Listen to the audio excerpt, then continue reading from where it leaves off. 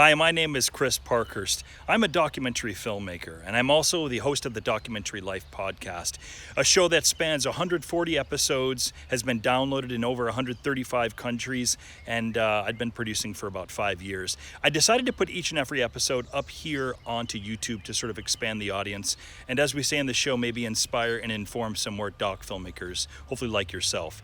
In the episodes, you may find some older, maybe outdated URLs, in particular any of the documentary filmmaking courses that we do offer online. If you have any questions about the URLs, simply look in the show notes on this page, here on this YouTube page, and that'll be able to take you where you need to go to. Other than that, I hope you enjoy the show, and it's great to have another listener to the Documentary Life. Have a great day. Microphone check, 1, 2. XCC, hello and welcome. XCC, hello and welcome. 1, 2, 3, 4, 5, 6. She sells seashells by the seashore. She sells seashells by the seashore.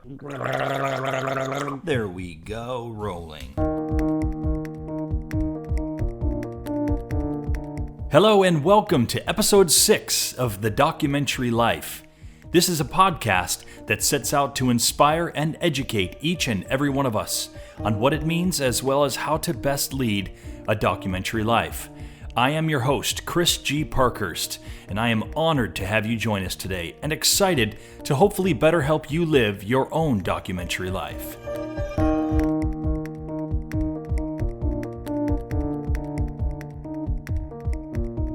If this is your first time listening to the show, welcome aboard. It's great to have you with us.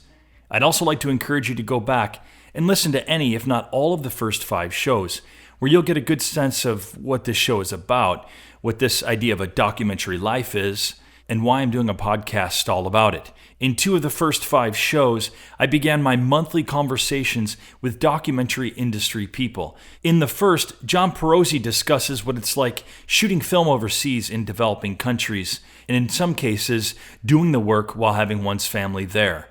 In the second monthly conversation, I had an amazingly insightful and inspiring conversation with doc filmmaker Lydia B about the importance of a grassroots campaign for your independent film. If you're a TDL subscriber and you've already listened to the first 5 shows, I want to say thank you for tuning in again, and I sincerely hope that by listening to this show, you're feeling in a better position to be living out your documentary dreams. And while I'm thanking people, I'd like to extend even some more personal gratitude to some individual listeners. Again, if you've been listening, you know that early on in the show, what I like to do is open up with some listener emails. And these emails generally are words of encouragement. They can be constructive criticism. They can be thoughts on guests that we've had on the shows. For example, an email that I recently got from a May in Rockford, Illinois. Well, May, I want to thank you for the lovely email support that you sent me last week. That means a lot to hear that this show is providing you with some helpful words of wisdom about avenues for finding music for your film. For anyone who hasn't already listened to it, May is referring to episode 4, which focused on finding music and musicians for your documentary film score. We also received an email from a doc lifer in Israel, Yosef. Hello, Yosef in Israel, by the way, who was inspired by this idea of using what you have, knowing that you will have more of what you need later on, when the time was right. In this episode, which was number 2, I specifically was talking about camera choice at certain points in your development as a filmmaker. Again, I like to early on in these shows have this sort of email segment where we have this dialogue running back and forth between you and I, and then hopefully I can share that information with my listeners the next week. My email address, please email me, is at chris@barongfilms.com, and that's Chris at BARANGfilms.com. Again, I'm trying to encourage the networking, I'm trying to encourage the dialogue, trying to encourage you to share your insight and your wisdom, because it's not me, as you know, that can share that. This show doesn't exist without yours and without my other guests' knowledge and insight and suggestions and recommendations. So please, again, chris@barongfilms.com is the email that you can send me. And I pledged last week that I will respond personally to each and every one of those emails, and that continues. So let's do it. Let's keep that dialogue going. And in particular, that last email, well, it's a really great lead into today's topic of discussion, which centers around this idea of abundance. In particular, filmmaking abundance, or abundance in your filmmaking. Specifically, how it can and should be used by artists, by you guys, the documentary filmmakers of the world. Now, before I scare some of you off right from the start, thinking that this is just going to be yet another cut and paste show of some self-help guru's idea of living, this ideal life of abundance, or that I'm going to recite lines from the best-selling book turned movie The Secret, well, I want to stop you right there. Yeah, sure. While I'll confess that I have maybe read a book or two by Wayne Dyer or listened to an inspirational talk or two by world-renowned self-help guru Tony Robbins, it's also important for you to know this. I am a 44-year-old male who grew up in the East Coast, though I'm based out of Portland, Oregon now, which inherently gives me a healthy, or maybe not so healthy, depending on your view, dose of skepticism about ideas that are maybe a little too woo-woo in nature, or that I have this built-in, easily accessible BS detector. Trust me, I'm always a little too proud to be the first person to recognize a BS artist the minute he or she walks through the door. Again, East Coast. It's inherent. Talk is talk, words are cheap. Action's what matters. I totally believe that, always will. It's through hard, dedicated, unrelenting work that many of us are successful, or any of us for that matter. In my humble opinion, there is no amount of simply thinking things into existence that will ever take the place of blood, sweat, and tears in order to live and lead a successful life of any kind, documentary life or not. Now that being said, I have also learned, or maybe I should even say continue to learn, that it's not simply put your head down and work your ass off that'll lead to success either.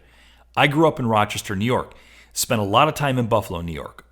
I know a lot of people who had families work in the blue-collar sector, including my own, my father, and they worked their asses off. They're some of the nicest, most salt-of-the-earth people I've ever met. But a lot of them are also some of the most negative, pessimistic people that I've met, who truly believe that no matter what they did or how they thought, there was no way off of the assembly line of the Eastman Kodak plant. Now, please note that I am in no way placing any judgment whatsoever on the blue-collar workers that keep our country prospering. My father, like I said, was one of them. Gave 40-plus years to Kodak. Honestly, I'll never be able to give enough gratitude for the sacrifices that both of my parents made so that me and my siblings might have better lives.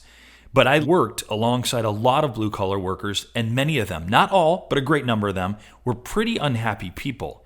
They talked in a way that was always so negative to be around, and it certainly rubbed off on me, and I would argue on the community as a whole. The fact that these amazingly hardworking people often thought so little of themselves, to the point of believing that they didn't deserve better than what they were doing, has always stayed with me. I've never forgotten that. And so my long-winded point here is that it's not just working as hard as you can alone that'll lead you to the kinds of success you're looking for. I do believe that a healthy work ethic is an absolute must at all times, but it must also be accompanied by a healthy mindset, a positive outlook, a forward-thinking, never-look-back attitude that in conjunction with this, the aforementioned diligent work, that will propel us to move forward in living out our dreams. Of course, in this case, our documentary dreams. Now, if you're still hesitating, and I totally get it, I've been there, hovering on the stop or next button, on your iPhone or iPad, wondering if the particular episode was going to help me or not, let me tell you a little something about me. And let me just say that this little bit is probably more for you skeptics and pessimists out there than the others, who are probably already well on board with the power of positivity and self-belief. I am, as I mentioned earlier, skeptical by nature. I've generally, not always as you'll see, but more often than not, I've been a glass half empty kind of guy. And I'm here to tell you firsthand that not only has it not served me, not only has it not served the people around me, that's for sure, and there's a lot of people in my life that can attest to that, but it's during these times of negative thinking that I've easily had the least amount of success in both my professional and personal life. So I'd like to give you 3 critical tools that I believe will help increase the overall abundance in your documentary life. And abundance, it could mean financially. It might be in help with your documentary films. It could be about anything really. And not only will I explain each of these tools and how and why you should employ them in your everyday life, but in some cases, I'll tell you how in doing the opposite at various times in my life, I had a very negative effect. So without further ado, let's take a look at 3 critical tools that I believe will increase the abundance in your documentary life. Number 1, lose the fear and scarcity thinking. Again, it's lose the fear and scarcity thinking. So what I want you to do is take words like scared or fear from your vocabulary. Now, I, like so many other people that I know, grew up in a household of fear. My mom still lives in fear. And what do I mean by that? If you lived in our household, you'd always think that imminent death or loss of a limb, it was just one step away. Or we were one step away from financial ruin. We literally couldn't leave the house without mom, bless her, warning us of the perils of the cold outside. Or that if we didn't lock our car, it would be stolen. To this day, every damn time I come out of a store, for one brief second, I think that my car's been either towed or stolen. It's a terrible feeling, right? It's a sinking feeling. I mean, and this has been going on for most of my life. Another example, we were brought up to believe that money was scarce, that we were always running out of it, and that we should be, uber careful about how we spent it. And we were never taught the power of money or how one could properly use or save it. It was just ingrained in us simply to fear it. It's no wonder that within a year out of college, I was in massive credit card debt that would accumulate over the next almost 20 years of my life. Till one day, a good friend of mine introduced me to financial guru Dave Ramsey. I know, so cliche. But I suddenly began to learn about money and sort of the emotional aspects to it, and how I was wired thinking about it, and how I needed to rewire my thinking about it. And once I went headlong into tackling my debt, I became way less afraid of it. Way less afraid of it.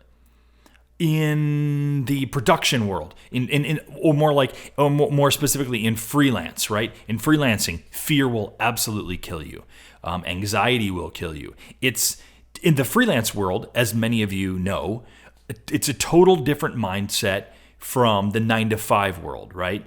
And that was a pretty big thing for me. I was forced, I had no choice, right? But to start, believing and trusting certainly myself, but also in the freelance world, you have to believe, you have to know and trust, right? That the next paycheck, the next gig, the next client was coming. It's right around the corner. It always is. It's this constant sort of pumping yourself up, right? Positive. The work, it's coming. The paycheck, it will come. Again, it's a total different mind shift from, many of you also who work a 9-to-5 job. You guys, you have the comfort, at least certainly of you anticipate every week or every 2 weeks, that you have a paycheck coming. In the freelance world, it's not necessarily like that at all. Sometimes you work 2 days in a week and then don't work for another week, or you might work all week, right, on a gig, and then have like the next 2 weeks where you're not working. And so it's this tricky sort of mindset that you have to keep telling yourself that the work will come. Of course, again, you can't just think these things into existence, right? You're being proactive. You're out there. You're contacting the coordinators and the producers. You're networking with people who do what you do, and you're trying to, to continue the work, keep the dialogue going, networking again. But you're being positive and remaining positive the entire time, because if you sit home and just be negative on yourself, waiting for the phone to ring and it's not ringing and you can't understand why that's not happening, well, of course that's going to have a negative effect on you. Early on, PA jobs, when I first got a couple of PA jobs, it was a matter of, working my ass off as a production assistant, doing whatever was necessary on and off the set, right? And working my butt off and networking with people while on set. And impressing the coordinators, and which would lead to the next job, which would lead to the next job and the next job. And the PA jobs started to stack up. And a couple of years into that, I started getting some of my first edit jobs, and then more edit jobs in similar fashion. And then I started to get 1 or 2 directing jobs or shooting, right? I was shooting a lot more and more. And so you can see where this is going. Now, the opposite of that, sort of what can happen when one kind of resorts to sort of negative thinking or fear and scarcity thinking. Well, I'm going to take a sip of water here. Pardon me. Okay. Or fear and scarcity thinking, right? I'll give an example of that. 3 years ago, after doing for 5, 6, 7 years, working super hard in the industry at both believing myself, having positive thinking, and working my butt off, I had some negative things happen in my life, and 3 years ago it started sort of that fear and scarcity thinking started to happen again. I started to let the fear in. Steph and I had become pregnant with our first boy, Flynn, and I started fearing things like money and work, and suddenly, I worried about when the next paycheck or the next job was coming in, and if I didn't work for a week, I started to freak out. I started to get really stressed, and I started to worry that the money and the work wasn't coming in. And really that just dragged us further and further down, and when I felt I was needing it the most, I had one of my worst years financially. So here I am, Steph and I we've gotten pregnant, and we're building our lives together, and suddenly through the course of events and through the course of negative thinking and fear, suddenly I'm having my worst year financially. It definitely can accumulate that way. Thankfully, the following summer, Steph really, really was recognizing what was happening, and I was too. But it's almost like depression, where you get to a point where you're going to need somebody else's, almost like intervention, if you will, right? Someone to help guide you kind of out of that rut. And of course, Steph, bless her, was that person for me. She saw my negativity and saw what she saw where that was bringing all of us. And of course, it was affecting my family greatly at that point. Thankfully, her continued optimism would keep us afloat. While I worked through this, and through the encouragement of her, it finally would get better and better. But there were some key moments. Like before we left for Cambodia, we needed to raise $20,000, which we did. But this was easily the most positive and believing I'd been in a year and a half. I knew and truly believed that failure, in this case not raising the $20K via our Kickstarter campaign, failure was not an option. Because if we didn't raise that month, well, we weren't going to Cambodia. And as you know, if you've listened to prior episodes, we had taken some pretty big risks in leaving our lives in Portland, Oregon, heading down to Long Beach, California for 5, almost 6 weeks, and really kind of going for broke to raise the money to go to Cambodia the following month. And, sure enough, through that diligence and through this really, really constant positive thinking and positive attitudes, and again, work, sure enough, voila, the money came through. The Kickstarter came through. Cambodia would happen. This was by no mistake followed by my most successful year financially.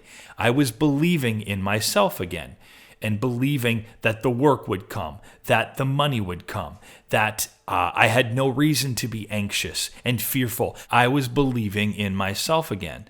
Of course, I was also working my ass off, but it's that combination, right? The combo was the magic. That was the special sauce. Again, lose the fear and the scarcity thinking. That's only going to drive you farther down. And I've had to do it. This is not a magical thing that happens overnight, especially if you're someone, again, like myself, who was brought up on the East Coast, brought up in a family with fear and scarcity thinking, tends to be cynical and pessimistic by nature. It definitely requires a lot of, it requires some rewiring. It definitely does. And I'm still working on it every day. Believe me, I'm working on it every day. But the fear and scarcity thinking will never work. I promise you. I've learned it firsthand.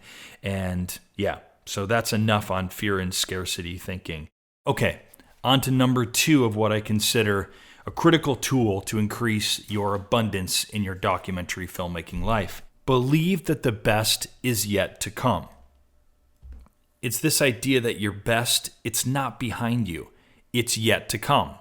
Always, right? It's this mindset. It's always yet to come. Famous NFL head coach Mike Ditka once said, "Live in the past, you die in the past." And of course, he was referring to sort of the game within the game, in the football game. When you made a bad play, if you sort of got hung up on that in your thinking, you continue to live out that, right? You continue to live that, well, you're going to make that mistake again, or you're not going to make a positive play the next time you're on the field. You live in the past, you die in the past. I can give you an example. After Bomb Hunters, right? The first film that I worked on in Cambodia. After working on this film, giving 12 months of my life over to this film, within days, I would say I truly started to think negatively and started to fear that where was I going to get work? At that time, I wasn't really I wasn't working in the film industry per se the way that I would become later on. That was my first sort of film job, but I didn't get film work after that. I truly thought and started to fear it that I wasn't going to be able to get work, and that the film, the Bomb Hunters, and the experience that I'd had in Cambodia and then editing afterwards, I started to fear, if you can believe this, that was the best it was going to get. Like, that was the highlight of my life. It wasn't long, if you've listened to this program, you know this about me. It wasn't long after that when I started to spiral into depression. I ended up going financially into a position where I was forced back into the service industry job that I thought I'd left behind me, that I hated, and I was miserable. That would then, not that long after that would lead me to lead the States on a journey throughout Southeast Asia of what I thought was maybe finding myself. But really, it was probably just running for myself, right? So when I did get back, penniless, jobless, homeless, I got back and truly had to start all over. But there's a really magical part to that, right? I'd hit rock bottom, and the only way back from there was up. And I knew that I had to really put the negative thinking behind me, and I had to be more positive about my life and my thinking. I couldn't go any farther down. I at least at the time, I didn't think I could. And once I put my mind and heart and work to it, I started to string a few PA jobs together, right? And that got me finally, for the first time in my life, that got me really into the film and TV industry mix. I would start to financially kind of pull out of where I was. Professionally, I was doing what I'd always loved doing. And yet, there was more to come. Absolutely, there was more to come. The best was yet to come. Journey to Kathmandu, my first documentary film, a film that would send me to Nepal. That film never would have happened without belief, and certainly it never would have happened, more specifically here, if I had believed that my best was behind me, that the best wasn't yet to come, that Bomb Hunters was it, right? That experience in Cambodia was it. Journey to Kathmandu in Nepal never would have happened. And even with that film, right? Even doing my first documentary film, producing, directing, editing, shooting, after that experience, there was still more to come, right?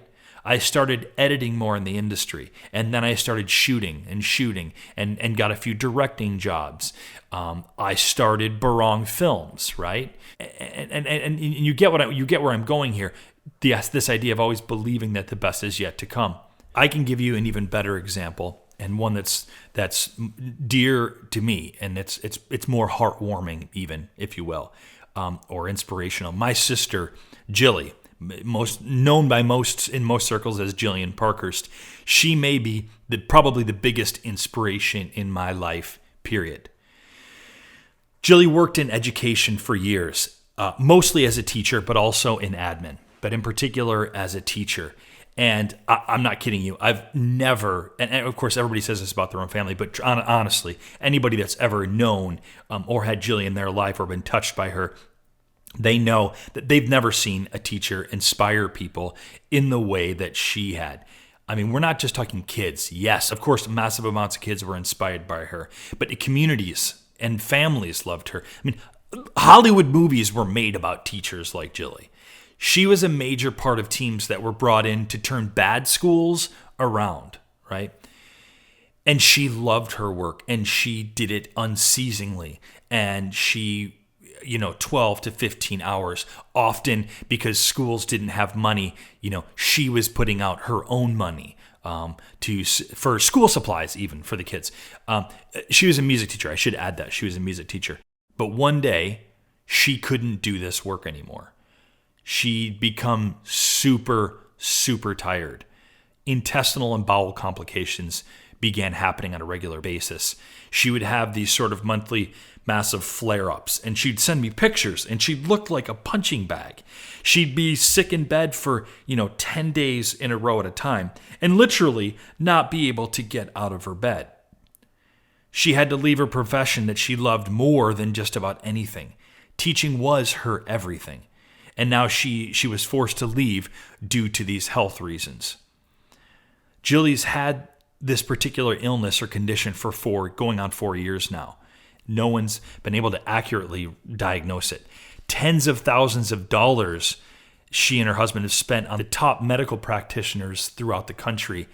It's been diagnosed at various times as Lyme's disease, Crohn's disease, Schnitzler syndrome, vasculitis, a type of autoimmune disorder, FMS, etc., you name it.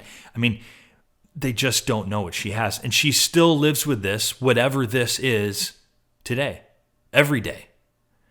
But somehow she's moving forward with it. She believes that the best is yet to come. Through all of this, somehow she remains positive. And I honestly, I don't get it. I try to rewire myself, and I've been doing this for a while to be a more positive thinking person. But it's not even close to what she has gone through. When you're dealing with health conditions like this, to remain positive through that is something that I'm in awe of. She doesn't believe that the best is yet to come. She actually refuses to believe that the best is behind her, if that makes sense. So now, today, she's at a point where her interest in herself and her body and her condition has empowered her over the years to learn about, among other things, about nutrition and the part that nutrition plays in a person's well-being, the body and mind's functionality that's all connected to it. She's learned about diet and the importance that it plays on a cellular level in our everyday life, which, that blows me away. She's since become fully certified in culinary nutrition and has just begun her business, which is called Fresh Things First. Look it up, Fresh Things First, FreshThingsFirst.com. I hope she has that website up now. Maybe she doesn't yet. You'll have to check it out. Where she hopes to empower and educate the world around her to the things that she's learned over the past few years about food and nutrition and how it's all intertwined and connected infinitely to a person's health. Again, Jillian does not believe that her best days are behind her. If she had, she never would have transformed her life the way in which she has. Her story is probably more inspirational than anything else that I will share with you today, or anything else that I'll probably share with you on a personal level from here on out. And so I really wanted to share that with you. Again, the idea is believing that the best is yet to come. Now, the third and final tool that I'd like to give you is about sharing the abundance with others, even your competitors. About a month ago, I was unable to take on a client for Barong Films. It was a smaller corporate job, but it was fairly lucrative, and I wanted to have this company as a future client. But the truth and reality was, no matter what I did, the timing was off, and there was no way I could schedule it. There was just no way we could take it on. So what did I do? I passed this client on to one of our competitors. Sure, the company were friends of ours, but nonetheless, they were a video production company that did similar work to our own. You might think that's crazy. You might say, Chris, why on earth would you do that? That's your competitor. Why would you give work to a competitor? One doesn't naturally do that sort of thing, right? It doesn't feel like the natural thing to do. But I refuse to believe that there's only so much work or so many clients to be had so that we should, hoard as much of it as we can. Instead, I choose to believe in the abundance of our filmmaking universe, as hokey as that sounds, and that there is plenty of the work to be had. And that, what we give, will come back to us someday, right? By sharing the work with others, I'm intentionally telling my colleagues and my competitors that there's plenty of work for all of us, and that I am not afraid that there isn't or that there won't be. As a freelancer, a lot of us depend on this sort of thing. We depend on referrals. My good friend and colleague, local Portland DP director, also a documentary filmmaker, Brian Kimmel, recently passed a Nike shoot on to me because he was previously engaged on another engagement. Now, Brian, of course, didn't have to do this. He actually could have shifted his plans, from what I understand. He could have shifted them a bit and taken on that work. Or, of course, he could have passed the work on to someone else. But Brian knows and trusts that the work is coming. It always does. I mentioned this earlier, right? And obviously, it helps that Brian knows that I will and have returned the favor. I've passed work on to him. Just this past month alone, personally, I've either given away work or not been able to accept work because I'd already been booked on a prior job. I had to pass on a 9-day shoot in Rwanda because I was previously booked on a shoot here in the U.S. I've been passed over for someone else. Just this week, I was informed that a company that I'd worked for in the past who had decided to go with another director this time out instead of me. I've also not accepted jobs. I'm more careful about the types of jobs or gigs that I do. This happened with 7 jobs, probably totaling about $20,000 just this past month alone. That's never happened like this before in such a short span of time. And sure, Steph and I could use the money right now, but I truly believe from experience in working this way for a decade now that the next job, the next client, the next paycheck, it's right around the corner. I've learned, and sometimes as Steph would probably tell you, I'm still learning, the work is always coming. To trust that the universe is putting together the next gig for me as I write this. Heck, there could be an email in my inbox right now for a job in China. Believe me, it does happen. The documentary industry itself, it's about and should be about sharing information, contacts, recommends. That's what this show was founded on, sharing the information so as to inspire, educate, empower.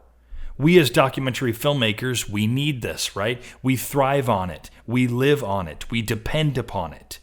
The support and network that we build here with one another, that's what enables success for all of us later on. So again, I've detailed what I believe are 3 critical tools that will help increase the abundance in your filmmaking life. Again, number 1 was lose the fear and scarcity thinking. 2, believe that the best is yet to come. And finally, 3, share the abundance with others, even your competitors. All right, that's about all I've got for this week's episode. Something that I'll throw out there again, please email me. You might have some thoughts on today's topic. I would love to hear and then to share with our listeners some of your inspiring stories, some of your struggles. Talk to us about that. And, let me know what you thought about this idea of what can help procure more abundance in your filmmaking life. I'll bet that you guys have some ideas of your own, and I would love to hear it. And if I would love to hear it, I know that the majority of us would love to hear it. And again, it's through that unique sharing of ideas and thoughts that's really going to help all of us. Please do it. Let's network and build this together. As always, email me at chris@barongfilms.com. That's chris@barangfilms.com. I want to thank you again for listening to The Documentary Life. We're 6 shows in, and it's feeling good. It's feeling like the right thing. I'm proud of the work that I've done so far. I'm really loving the emails and the response that I'm getting from you guys. I can't encourage enough of that. Go to the documentarylife.com website if you haven't already.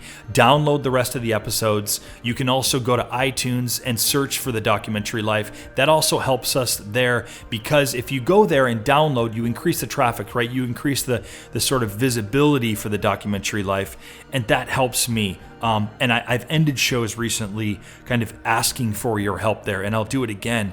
And I know any podcast that you listen to does the same thing.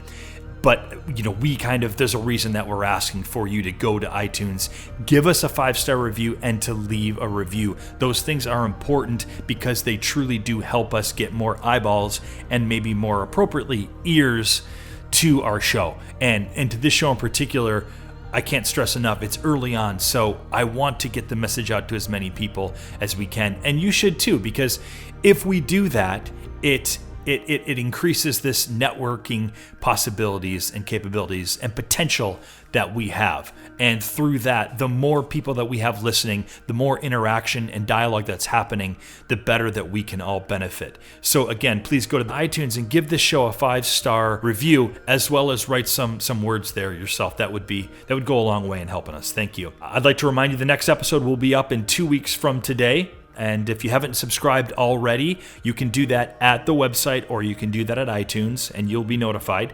And that's about it. Thanks again for listening to The Documentary Life, and I hope that today and previous episodes, and certainly future episodes, will help you be able to best lead and live your own documentary life. Until next time, I remain your host, Chris G. Parkhurst. Have a great one.